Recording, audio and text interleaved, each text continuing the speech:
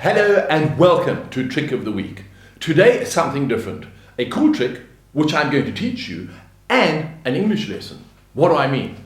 Now, the word finished and complete. Do you think that they mean opposite things or do you think that they're similar? Now, if people kind of work this out, they go finished, complete, unfinished. It's the same thing. It's a synonym. Not at all. They have opposite meanings. For example, gentlemen, if you meet the right woman in your life, then you are complete. You know what's coming, don't you? Yeah.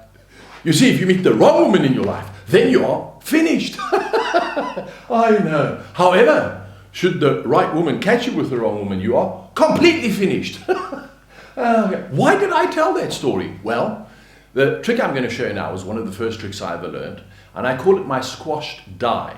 Now, most people would call it a squashed dice, and this is the English lesson. You see, dice is actually plural. That's two or more. But one is called a die. One is not called a dice. And this is called a squashed die. Why is that? Well, it's got 6 dots on this side. It's got 3 dots on that side, 4 dots on this side, and 1 dot on that side.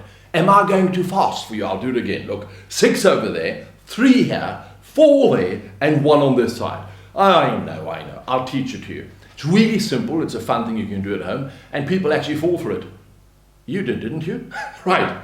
You draw 5 dots on the one side and you draw 2 dots on the one side. Get a piece of card and a permanent marker, and that's how you do it. Now, when I showed you 6, I put my hand there and said, that's 6.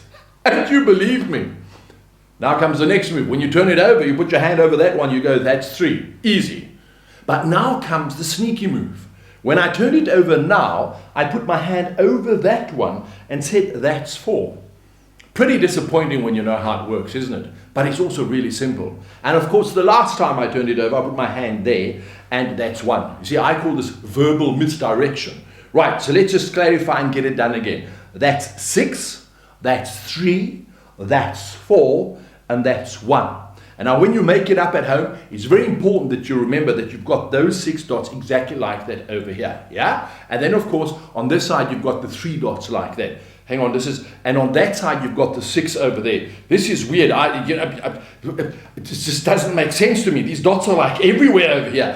I think I'm going to leave this now, and I'll show you another trick next week. Until then, from me, Wolfgang, cheers.